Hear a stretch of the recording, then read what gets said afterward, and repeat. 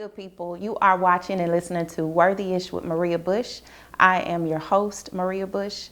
You know, this show, we go behind the curtains with everyday heroes who have took their journey to success, and some way around their life, they teetered their own self-worth.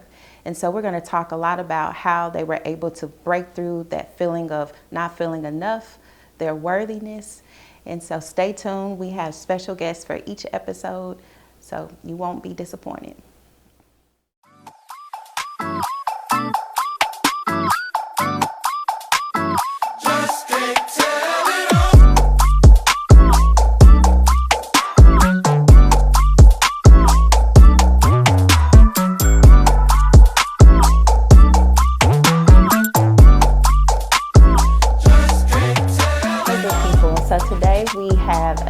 Special guest, someone that's dear to my heart and someone that I grew up with, and that is my twin sister, Marshon Draughn. Thank you so much, sis, for being here today. Your dopeness, as you said before, yes, is taking up space. I take up a lot of space. And I just wanted to have you on here because you're a very important person in my life, and you're somebody that I have been inspired by since we were kids. Someone that I talk to all the time, that I truly trust, and has a great influence in my life. So I appreciate you being here and your confidence. Y'all, if y'all don't know Marshon, but if you do know her, her confidence and how she values herself is so high. And I know that it's not always been that way, and it does teeter back and forth. So I definitely wanted you to talk a little bit about that and speak to that. I admire what you do as far as being a mom, but I really wanted you to talk to that, speak to that. Oh man, listen. First of all, thank you for having me, twin to the end. Definitely come not a long way, I would say. I haven't battled a lot just because as a kid, growing up, you know, with the mother we had, I would say, the strength and just seeing her kind of go through things and what she instilled in us, that's big, number one. But I will definitely say, throughout those years, and I'm gonna just get on the couch and be real with y'all, it came from my mother. The person who gave me strength is also the person that at some point kind of played a little role as other situations and things have. But I remember, because I'm thick and big now and love who I am. Growing up, I was smaller, but I started to gain weight as an adult, you know, out of high school. But I do remember her, you know, as far as relationships, things not working out for me or whatnot. And I definitely remember her always saying, you know, maybe it's because of your weight if you lost weight. No. And I'm gonna put it on the couch with y'all. It hurt, and I didn't realize that I didn't deal with it then, and I just, as a Scorpio, as who I was, I put it on the back burner, which isn't healthy at all, as we know. Yeah. But I dealt with that. I pushed it down and moved on, and that kind of helps. But when you become an adult, the older you get, the more you have to deal with things. You can't hide it anymore. I'm gonna tell y'all that now. When you get older, you can't just keep pushing it down. Yeah. So it came up again in a relationship I had, and those same words, she did repeat them, and I was like, man, am I fat? Like, am I not worthy? Am I just And then, you know, but what it actually did as an adult when I dealt with it, I mean, healing, seeing it, doing it, and I mean, just dealing with the fact and just accepting who I was. Honestly, even though she kind of hurt me a little bit, it still helped me. Yeah. And it made me build more confidence. I'm like, if nobody wants me for me, no matter the size, and tattoos, my nails, I like to wear bright lipstick, I'm a little goth, I like sneakers with dresses. I'm not a heel girl, you know, and I like food, and I'm gonna eat what I want based on health wise. But it helped me cultivate that more and appreciate me and love who I am. Yeah. So and I'm not saying my mom's a bad person at all. Right. Because she did the best she could. She dealt with it. Maybe she tried to help me in my health wise, but didn't know how to address it. Right. Who knows? Right. But it helped me even build more confidence in myself and then showed her. And today we're best friends. Today she loves my confidence, who I am. I've told her about what she did to me and how it hurts. You know, our mom, and it's just kind of helped us better our relationship too, but it's helped me better me. And she sees me now, and she accepts me for who I am, weight, whatever, you know, society, whatever, you know, so. Yeah. But I haven't always been this way, so I'm you know, happy that I am that today, because I do love me. I love my dopeness. I think I'm dope, and I'm conceited in a good way. I love to empower others with that same strength, so I'm just me. I love that, sis. Yes. And the power that you've been able to take in, and now you exude. Like, you don't even have to talk about it. You have this silent, powerful, I don't know, glow. I just say that. And I know you've heard that a lot from a lot of people. Yeah. And I think about, let's talk a little bit about that. You know, mother love, I call her our mom, mother love. You know, I think now that we're this age, we're able to look back and say, look at our mother not as just as a mother, but as a woman. Yeah. A woman who has needs and wants, just as we have needs and wants, you know. And so growing up, me and you, we, you know, faced a lot of things together. And that's something that I can say that I appreciate was our friendship that we had. And we were able to confide in one another. Yeah. And be able to view one another not only as sisters, but as another young lady. And I wonder, too, if that has brought you and mom together a little bit closer, because now you can both look at each other and say, I'm a woman, you're a woman. Yeah. We have more in common than we have different. Yeah, yeah, and that's huge right there. Her experiences and mine, and I've always been the raw twin daughter. You know, I'm the raw one. I'm the one that was out there. I was hard headed. The curse words, all that. She got all that from me. But it is an appreciation now, because we are like best buds. I mean, I love her. We talk every day. But we do, the experiences I've had as a woman and seeing her as a woman, I think that's definitely helped her see me. You know, the things I've experienced, relationships, not just male friendships, work, my son, my sisters, you know, other family members, and just even people you meet on the street. She's seen me in action. And I think her looking at me and the things I'm doing with my life, and me seeing the things she's went through, and her seeing me go through my struggles and coming back, I think it's really helped us see each other for who we are as women. And that's just not my daughter. She's a mother. She's a friend. She's a sister. She's a woman. I see her. She's grown out here. I'm grown out here. Yes. Imagine, I was out there too. I was just a little quiet with mine. Yeah, a little quieter, but she's a little quieter with hers. Yeah. You know, when you were talking, I was thinking about this thing, mother-daughter wounds. And I know we're going to talk about like sisterhood and how me and you, our relationship, but I think daughter-mother wounds, as you were talking about, is so real. Yeah. And I think your story with our mom is quite different than some other women's story with their mother. Some don't even have close relationships with their mom. They're not able to say they're best friends with their mom. Can you speak to that? What do you think about that? I mean, honestly, I think, like I said, it didn't take, because we've been through more than just that. You know, there were some other things that happened quite just a couple of years ago that took me, where I had to cut mom off, you know, for a year. And I had to come back to it, because like, this is my mom, life is short, what happened cannot oversee us. So that helped our relationship too. But I just think so many women, or even men, or just kids with their parents, just missing out on that friendship relationship with your parent as they're older. It's sad. You're missing so much wisdom, knowledge, experience, and just being able to experience your parent as a person and not a parent.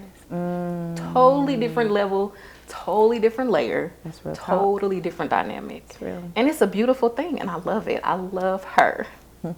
So yes, you do. I'm a crybaby now too, as I've gotten older.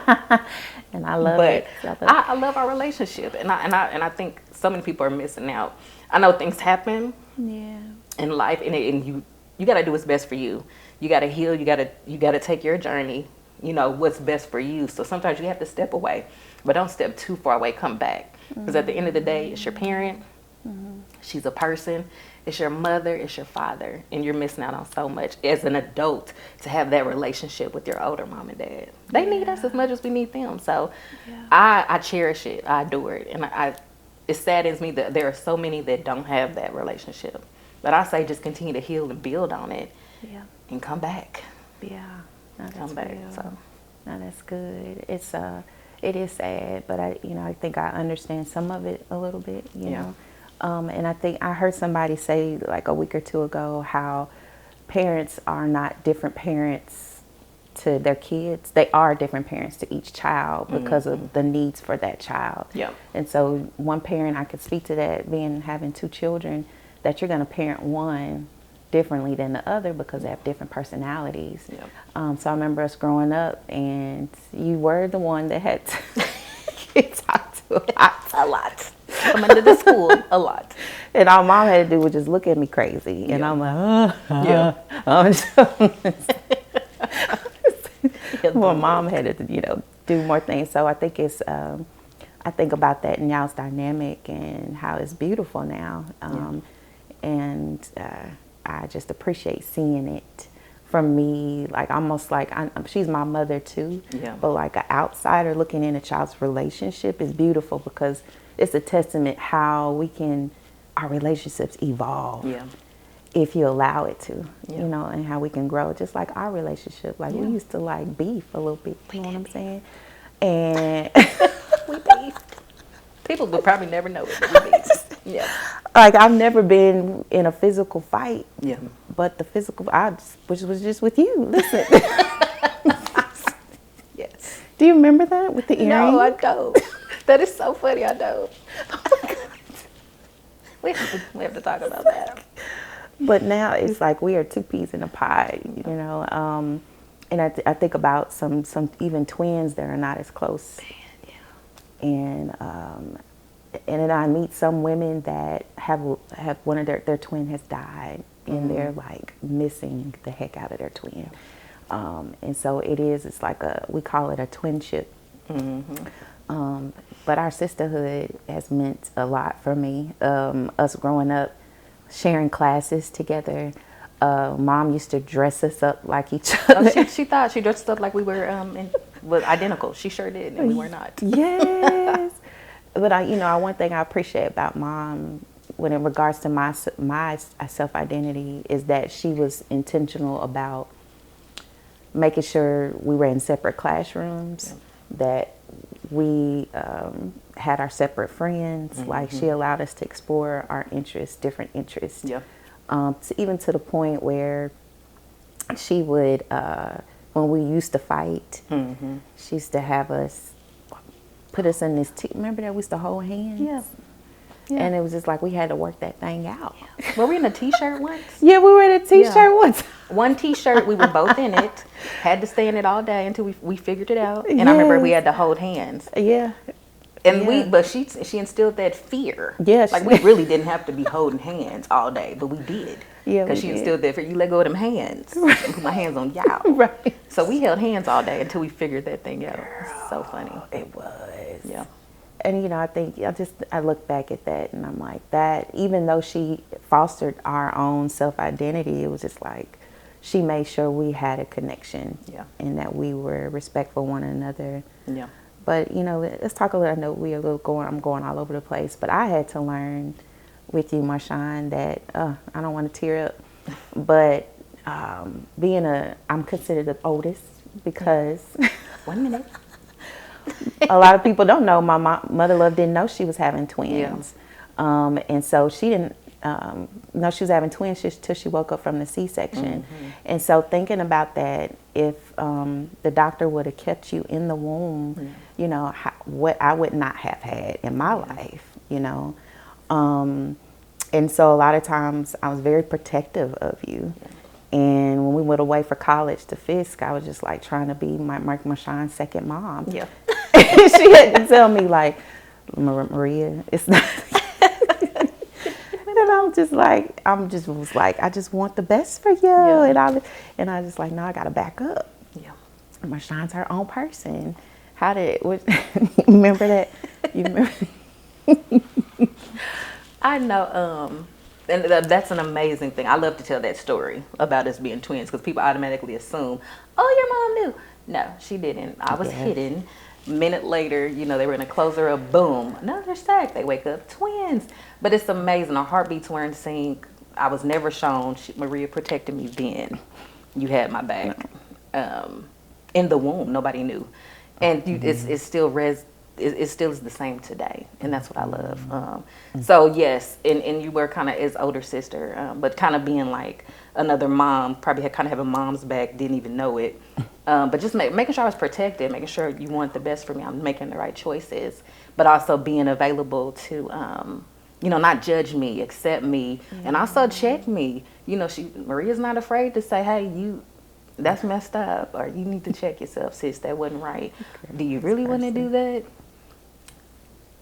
You're doing that again? What did you not learn? Don't say it like that. Don't say it like that. She says a little sweeter, but she's like, I take it like that. Sorry. But even in that though, I appreciated it. And in like being in the womb, hiding me and being there kind of in the background where nobody saw me, it's kind of like now, I mean, as an adult and even in college, you know, still being there, but in the background, watching my back, watching me grow, watching me, you know, just making sure I'm good. So yeah, I loved it, and I appreciate it. I love to tell that story. Yeah. But no, just it's nice to have that older sibling. You see how I say that? That's got my back. That's, you know, looking out for me and wants the best for me. But also, we're friends as well. We're not just sisters. We're friends. I can tell you anything. Yep. Anything. You know everything about me, so. Yeah. And you know, so vice versa. I remember in middle school, this girl, I was into, that was when weaves were a thing, right? Remember? Is they are today. I had this weave ponytail in, and we were in the bathroom, and this girl, she came and snatched it out my hair. And I was like, what is she? Yeah. I was like, and Marshon came out, and you like, where's she at? I don't know where she went to, but she's like, you about ready to go to war on that girl. And I say that you have been that way. Like you were more boisterous as growing up, and I was more meek and quiet, and I still am in some ways. But you were one to speak up for me. I remember getting a whipping. We were like 3 years old, 4 or 5, something like that. And you went to try to go hit the woman that was giving me a whooping. Yeah. So we have had that, and I feel for women and men who don't have relationships with their siblings, because I feel like you are missing out on that friendship. You're missing out on that role model. You're missing out on that community when it comes to self-worth. Because there's times I've been through relationship trauma. I've been through huge life transitions, and you have been there. And I just want to say thank you. I want to give you your flowers. And I don't give them to you enough, but I appreciate you. Mm-hmm. Thank you. Now, I vice versa. I got to give you your flowers back, as you know. Always being there. I'll say it's so funny, too, because even in our closeness, our rawness, our realness, our non-judgmentalness to each other, we still have our things that we go through that we're mad at each other. I think you were going through a situation, your divorce. I'll say you were going through your divorce, and I remember, I forgot what happened, but I remember it was something that happened in the correlation of that, and I remember for about a week I didn't hear from you. I didn't for a week, and it was so heartbreaking. I was like, what did I do? I was crying. I was like, she's not responding to my texts, my calls. I felt like half of my life had got buried, like thrown away. I was so hurt, and then we finally spoke again. We worked it out or whatnot. But I remembered, and I was so hurt. I had told my boyfriend at the time, she's not responding to I was crying. Yeah, I was crying like a baby. But it's still in our individuality, and are still in our own things that we go through. We need that time, or for whatever reason we cut off. And I'm just saying that to say it's healthy to do. And then it helps you go through what you need to go through, but it also helps the person that you confide in to understand what they did or what they didn't do and how to better themselves. And even in that situation, we grew better. Yeah. But man, I was crying. Girl, child. And you maybe were too, I don't know. But I was hurt. I was like, she ain't talking to me. My boyfriend. Yes, girl. Well, So that was a rough time, and I say that you stood by my side in that, and you told me, still to this day, you tell me when I'm right or wrong. You know, it's like, Marie, you know you're wrong. You know you low down for that. Yeah. But at the same time, like you said, I think when we go through things, we tend to pull away. Yeah. And we need to like really kind of self-reflect, Yeah. process things. And, you know, divorce is not it is a tough journey. And where you are questioning a lot. And it's not only are the individuals that are divorcing going through it, but the family and friends are. Yeah. You're trying to decide like what happened. Yeah.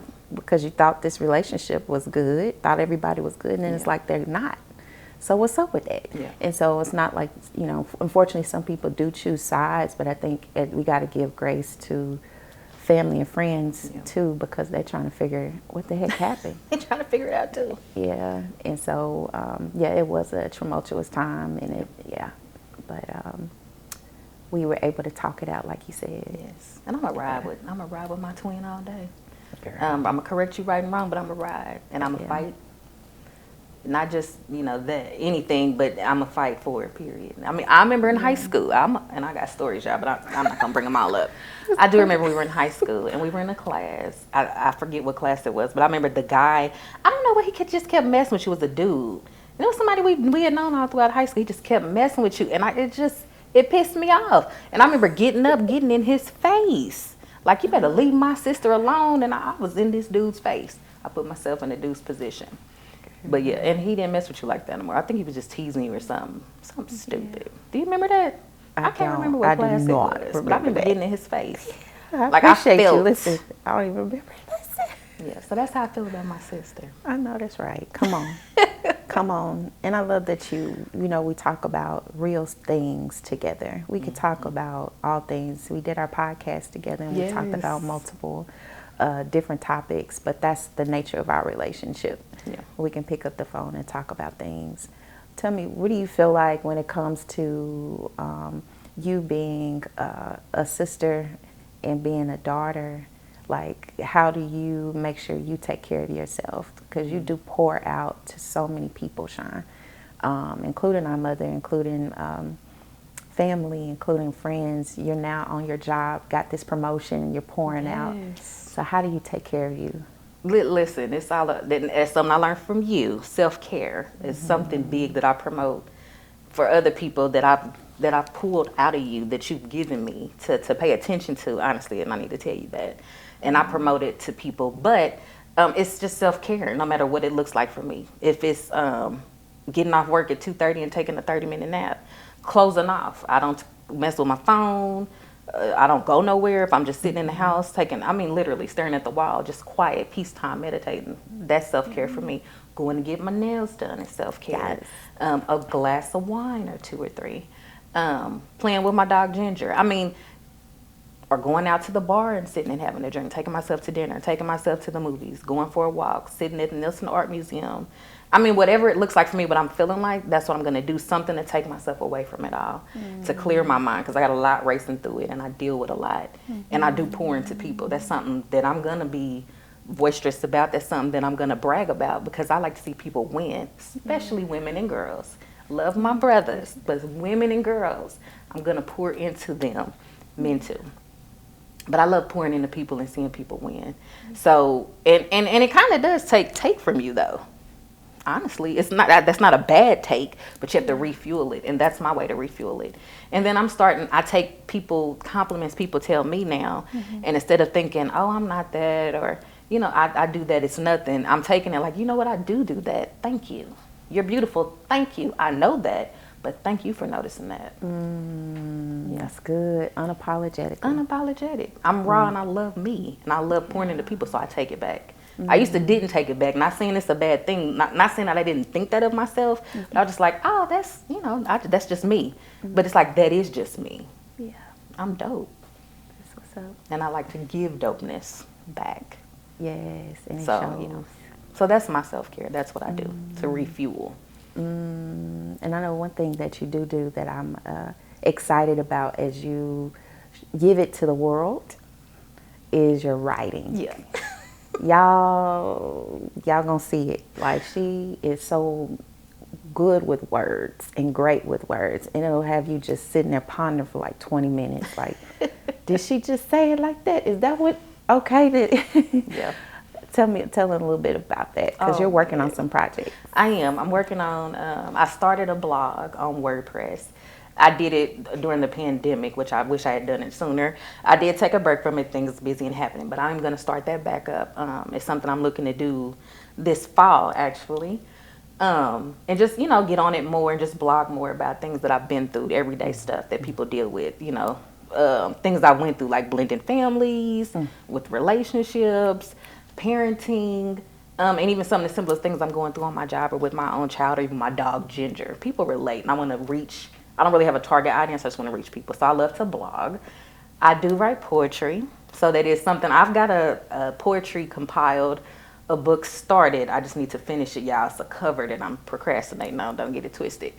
But that will be coming out as well. So that's something I'm working on. My poetry is kind of, it's shades. So it comes in all different angles. I got sex, love, racism, everything in this poetry book. So, and it's deep, and I hope that you all read it. And yeah, I think people will love it. It does make you think. I'm not going to tell you straight out what the poem is. You're going to read it, and you're going to have 50 different people going to think it's something different than what I even wrote it for. And that's my hope. That's how I want to reach people. So look for that coming soon. No, sis, well, I'm so proud of you, and you continue to exude dopeness. You continue to exude love. You continue to exude confidence. And that, when you create environments like that, you're freeing other people too. And that's a way you help other people. So I want to encourage you, sis, to keep being you. Keep being you. So how can people get in touch with you regarding your writing and your blog? Y'all can, they can hit me up on Facebook. That's like my main social media, Marshon LyricShade Draughn. And it really is, it crosses the same as far as with the WordPress. And then, of course, I'm still monitoring our podcast on sweats, heels, and mental health on Instagram. So yes, y'all can reach me there, and I will holler at you. Come on. Fellas, stay out the DM. I don't want that. Listen. I may want it. I'm single. I may need to hear this tea after this session. Yes, sis. I appreciate you being here. It means a lot. Thank you. I'm glad we did this. Come on. All right, good people. This has been another episode of Worthyish with Maria Bush. I'm your host, Maria Bush. And until next time, stop working for what you were born with, and that is your worth.